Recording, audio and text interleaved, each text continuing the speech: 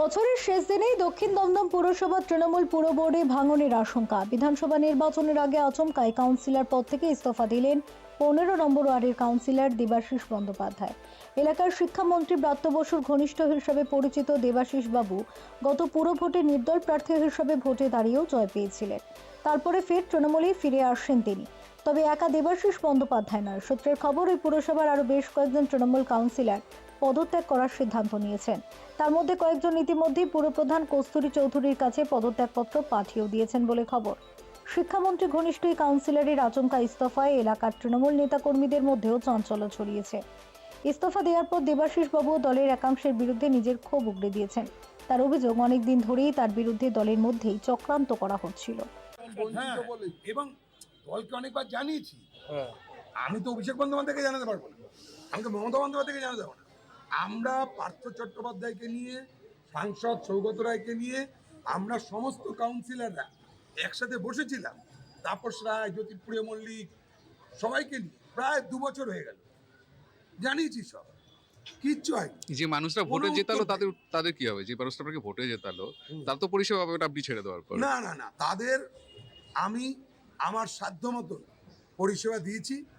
আমার এখন আর সেই পরিষেবা, তাদের চাহিদা আমি পূরণ করতে পারছি না।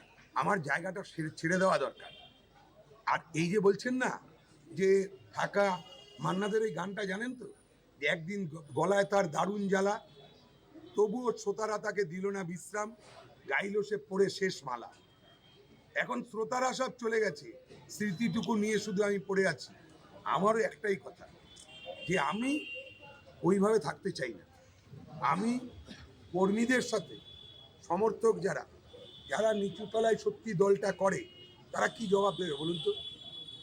একদিকে বলা হচ্ছে দলের কর্মীরাই সম্পদ, আর আরেকদিকে এই কর্মীরাই সব থেকে বেশি মার খাচ্ছে পড়ে পড়ে। কর্মীরাই মার খাচ্ছে রাসুদে। কর্মীদের কোন চাহিদা, কোন জায়গা, কি পূরণ হচ্ছে? শুধু চার্জ করা হচ্ছে, চার্জিং দেওয়া হচ্ছে, বলছে এগিয়ে যাও, তোমাদের জন্যই সব কিছু হচ্ছে, তোমাদের জন্যই, তোমরাই আসল, তোমরাই আসল। তাহলে অভিযোগটা ঠিক কাদের বিরুদ্ধে? দমদম বঞ্চিত বলেই আপনি? হ্যাঁ, দমদম পুরোপুরি বঞ্চিত। এবার দমদম পুরোপুরি বঞ্চিত। আপনার রেজাল্ট দেখছেন না? আপনারা দেখুন না সিআইসি দমদমের কি আছে, কি সিআইসি দমদমের এগুলো, এটা কোনো সরু পাইপ মোটা পাইপ দপ্তর? ইঞ্জিনিয়ার নেই, তারা পাচ্ছে সিভিল ওয়ার্ক। একটা কথা বলছিলেন যে রামের দলে না থেকে রাবণের দলে গিয়ে থাকবো, রামের হাতে বিদ্ধ হব। না, উত্তরটা মানে আমার তো অত ভালো মস্তিষ্ক না। আমি বলতে চাইছি, রামের দলে থেকে হনুমানের দাঁত খিচানি শোনা ঠিক না। তার থেকে এগিয়ে গিয়ে রাবণের বান খেয়ে মরে যাওয়া ভালো। মানে রাবণের দলে গিয়ে রাবণের দলে না, রামের দলেই থেকে রাবণের বান খেয়ে যদি মরে যেতে হয় সেটা ভালো। মানে হনুমানের প্রোটেকশনে থাকা দরকার নেই। তো হনুমানটা কে? দাঁত খিচানি হনুমানটা কে এখানে? হনুমানটা কে? যারা সেই সময় বিজেপিতে চলে গেছিল এবং যারা এই যে কনস্পিরেন্সি করে কোনো রকম ভাবে, নানান রকম ভাবে আমাদের অপদস্থ করার চেষ্টা করছে, তাদের কথা বলছি আমি। তাদের যারা অপদস্থ করার চেষ্টা করছে, একটা তো নাম বলুন, নাহলে কি করে? না, নাম কোথা দিয়ে বলবো?